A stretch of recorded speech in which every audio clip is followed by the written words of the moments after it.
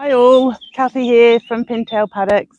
Sorry about the squinting, but it's very sunny, but it's a bit overcast. So no matter which way I look, I seem to be squinting. So just one of those days. It's not much about me today anyway. It's more about the paddock. So today is just a full-on smallholding review. So you can have a little look at everything. If you only prefer the gardening, then just check out that. I'll try. I haven't done that before, so I might try and link it so that you can just click on that if you want to. And then there will be another part of it that will be connected to the animals, so you can see how they're coming along. So I don't want to sit still for too long because I'm getting too hot. So I'll take you along and you can have a look to see what's been going on. Could start off at the black gold part of it. So these are all of my compost bins, and I've just emptied this one with my sister's help yesterday. She emptied it. I've hurt my back, so she emptied it, and then we put it on the beds. There wasn't much left there, so that was good. As you can see, the other two were full, and this is my next one to use, so it's about reduced to half, so I'm hoping that that's nice compost in there. If we move on down to where our IBCs were, this is where I put a lot of my plants before they go out. So those are those ones there. I've got lots of different things. As you can see, lots of sunflowers, but I have started to plant those. I've got peas, and more calendula and beetroot that's there on standby just in case, and night scented stocks. Over here I've got some things that I've planted up, so some that I'll put on my stall out there, and some that I should be putting in the ground, but the celery's looking good, so I'm happy about that. The dahlias, as always, have been attacked a little bit, but they're still, still going, so that's good, so I'm pleased about that. I'm quite pleased about this rose. This was one of my mum's roses, although it's got a bit of black spot. We can always sort that out. I took a cutting from hers. There were 4 cut-ins, and 3 of them took, so that's good. So my daughter had one and my sister had the other. I put some sweet peas here. I had them here last year. They're struggling a little bit. That's how they were last year, but then they came on, so we'll just have to wait and see there. As we look down, we've got the potatoes to the right, which I think you're aware that I did a bit of a challenge and a test. So some of those, as you can see, potato leaves are coming up through. I wasn't sure what was going to happen because they were so leggy, but they're doing something, so that's good. We'll just have to wait and see. Here are the shop bought ones that I got, so it looks like they're just about going over. They were put in very early. It was a suck it and see, and they're doing very well, so we'll be eating those soon, I think, which will be very exciting and tasty. Olive tree, that one's okay, not looking overly healthy. I need to have a look and see what might be going on with that. If anybody knows, please let me know. It's a bit yellowy, not overly happy. That's the pear tree. That one was put in new last year, but that one seems to be coming on nicely. That's the other olive tree, not happy at all. Unfortunately, that one's been blown over a few times and I don't think it's really helped it much. So then if we take you around here without making you feel sick, we've got turnips in this bed, and then I have got some parsley there in the corner, which was a shop bought one, and that one's coming on nicely. I used some in cooking, and then that one's coming on. I've got onions in there, and I've got carrots. Over here I've got onions around the exterior, and then I have got carrots in there just the same. The backdrop there, would you believe, are raspberries. I only did, there's one on each end, one plant on each end, and I only left I know that the advised is 6 to 8 canes, and that's all I left. But look at it. Obviously, the one on the right is happier than the one on the left, but amazing. So I think I'll have enough raspberries to share with the animals, because I always do, whether it be the dog or whether it be the birds. It's something. So here I've got potatoes down here as well. I've put some sweet peas over here, so I'm hoping that they'll come on and climb up through the trees there. So that will look lovely and also smell great. I've got some peas here growing, and I thought it'd be nice just to use some of our old wood for them to grow up. So hopefully that will be strong enough. If not, I can always put some string around. And again there, to be fair, those ones there, I can't remember whether they're sweet peas or peas, but whichever, they'll look taste lovely. I've got black currant bush here, amalgamated with a red currant bush. I didn't get any red currants last year, so whether that will give me anything this year, I'm just having a little look in there. And we've got some, is it going to be able to, there we go, we've got some currants on there already, so whether they're going to be black or red, I don't know. Over here we've got blueberries. So these 3 in these pots here weren't very good last year, but we will see. They've got the right compost, lots of flowers, but this one here has had, as you can see here, lots of flowers on, so we'll see what happens with that. Now I haven't covered these here. These were a cutting from my mum's blackcurrant bush, and is it going to be able to focus in on there? So there are lots and lots of blackcurrants on there, and I've got another one there, and then this is a gooseberry. This is its 3rd year, so I'm hoping I get some fruit off there. These are onions because I'm trying to let things go to seed. So they're red barren onions, and they've gone to seed, so I should have enough from them, which will be amazing. That's purple sprouting broccoli that I've left to go to seed, so I should get a nice lot from those.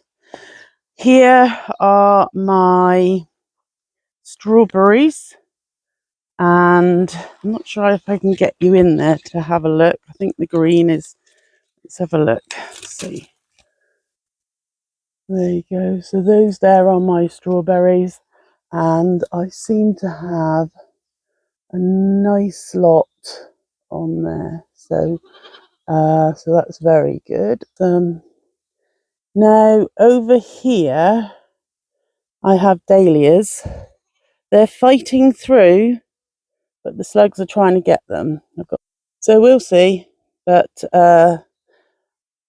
I'm not putting slug pellets down, so we'll just see how they get on. So next to the strawberries, I've got my brassica bed. So in here, I've got sprouts, and I have got broccoli, and down the end, I have spinach. So they're all coming on. I've got seeds in here, but they are, oh, I think that's a weed. But they are coming on there, so that's good. In here I've got things in my polytunnel that I need to move on now. So I've got my beetroot there, artichokes here, which need to be moved on. They have been eaten a little bit, but I bought some ladybird larvae, and that seems to have sorted the problem out. Everything seems to be a lot better. Got some more sweet peas there, calendula in the corner, a basil that I bought from a shop. I'm not sure whether that will come on. Some chives here, another calendula there. I have different types of squashes over here.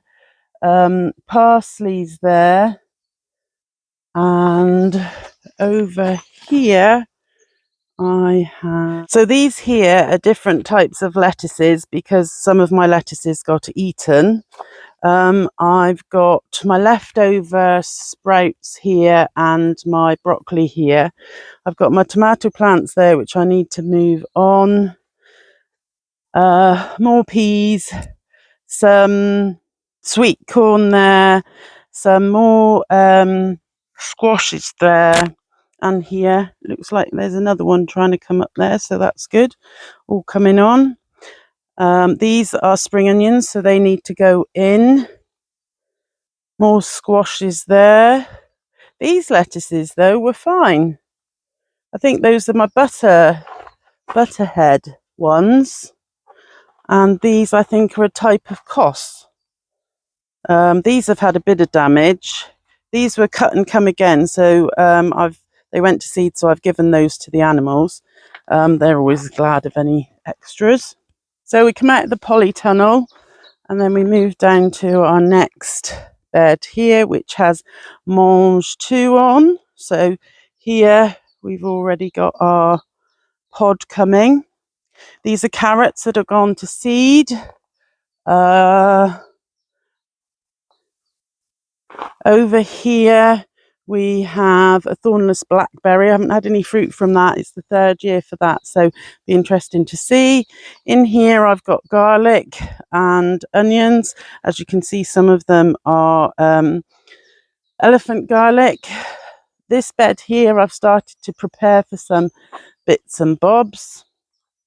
Over here I've got lettuces coming on. And these are growing very quickly, so I'll have to be picking some of these today. I think the red ones are red giant mustard, so in fact I might try a little leaf. They are being eaten a little bit, but I don't mind sharing them. What does that do? Doesn't really taste like mustard. Tastes more like oh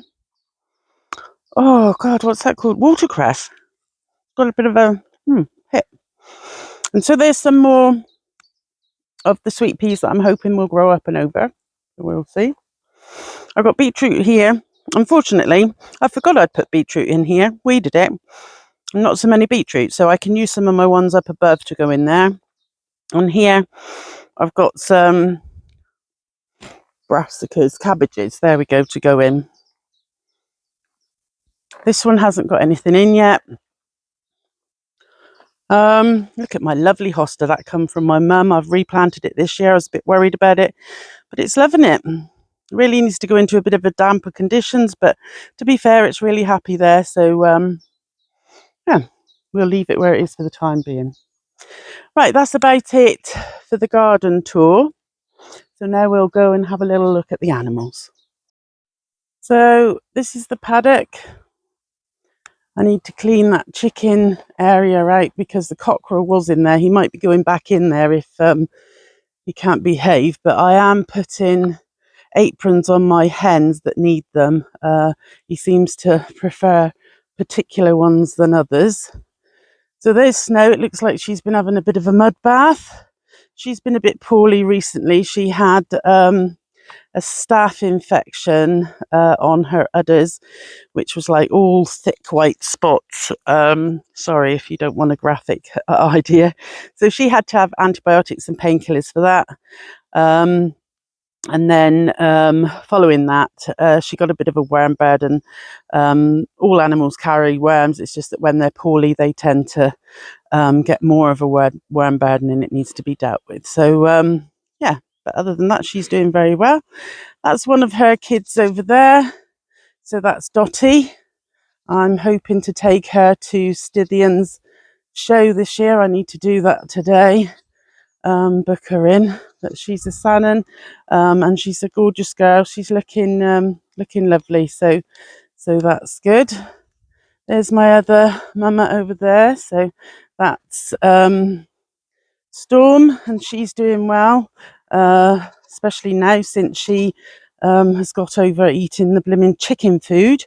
And she still, once she'd been sorted out after it, which she could have died, she went straight back to try and find more, but that's closed now. She can't get any of that in any way, shape or form. As you can see, the dog's over there doing whatever she's doing. I've got little, hold on, stay there. This is Pongo, this is my bottle baby. That's Storm's kid who she rejected. So he's a bottle baby, and he's being looked after by me and the herd now. He loves his bottles, bless him, but he's back with the herd full time now. So at night, all of the kids are separated from their mums, give their mums a break, and also then I can milk them in the morning to make my cheese and to have milk and to make butter. So I'm trying to be self-sufficient as possible with that. I'm just about to give making cheddar, goat's cheddar a go, so we'll have to try that. But the ones that I like the most are goat cheese with honey. That I think could just be made into cheesecake because it just tastes so amazing. And the goat's cheese has got a hint of lemon in it because I don't use rennet. I'm vegetarian, so I use lemon juice, so it's got a hint of lemon. But I've also bought some lime juice to try and do lime juice. So here we have Maddie on the right, then we have Angel in the middle and Polly on the left. Angel in the middle and Maddie on the right are both pregnant. They are due, well, they're supposed to be due any time from beginning middle of July up until September. But as you can see from Maddie there, she's looking a bit chunky. So whether she'll last that long, I do not know. But they're all looking quite healthy, a little bit on the weighty side because the grass is a little bit too full of sugar for them. So I might have to be cutting their paddock area down a little bit so that they don't get quite as much. The goats like playing on my chicken hutches, which are for chicks, but I haven't had any chicks this year. I haven't, not yet anyway. If I get a broody hen, I'll put some underneath and see what happens. But as of yet, I haven't. So I'll see what happens. And then if I do, I generally put the broody hen over there. She does her thing in there with the chicks. And then I transfer them into the main coop in a box and just have a lip over so that the chicks can't get out, but the other chickens can see them and they get used to them. And then after a little while, maybe a week, I let them just do their thing with mum and the chicks. So that tends to work fine. Funnily enough, the feeder that Storm's next to is actually the chicken one. So the dog is in here most of the time now. She's very good. She did have the zoomies this morning. She made a hole in the side of the mound and was running in all the mud. So although she's meant to be white, she tends to be more brown with brown spots or liver spots, should we say. Let's get it right. All the chickens are in there. They're in and around. It's nice that they're able to come out. So they're in there having a little bath, dust bath. That's the cockerel. Just making you aware that he's there. But to be fair, he's a big softie. Down here, we've got our beautiful little aprons that they wear. I make those up and they wear that to protect from the cockerel's feet if I see that they're beginning to lose feathers. Usually the cream leg bars, which these are more hardy and they don't lose their feathers, but sometimes they do. I'll just show you one of the areas that they like laying their eggs in. They all have lots of water, so they have that as water. I don't fill that one up every day, but this one is always cleaned and filled up every day, as is this one here. And they also have water in their shelters. Here it looks like we've had somebody having a nose around in the bag because they've got the hoof cleaner out.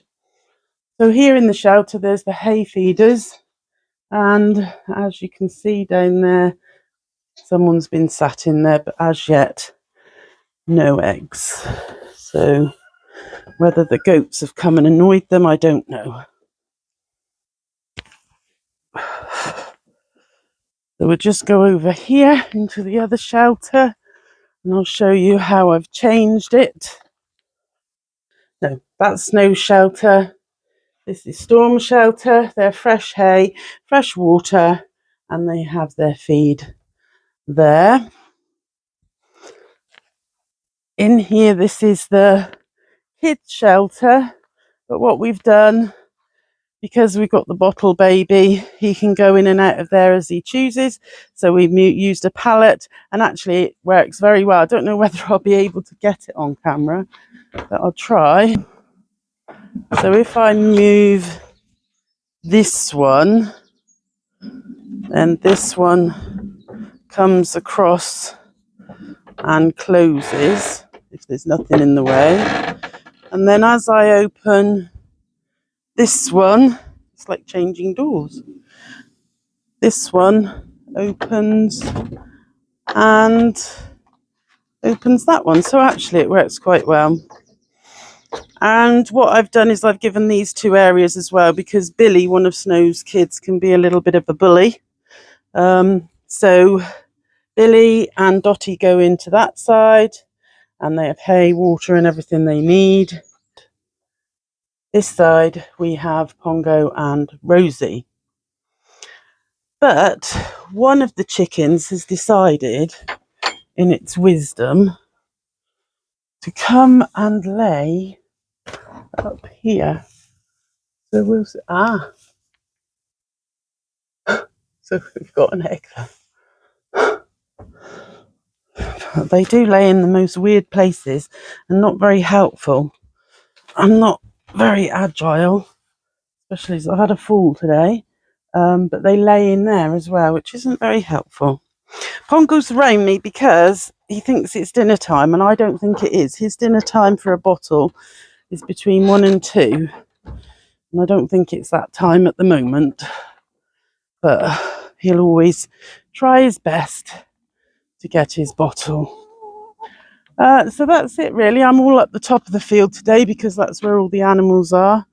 But obviously this lovely weather has made things a little bit easier. But everybody is fine and healthy, and long may it last, touch wood.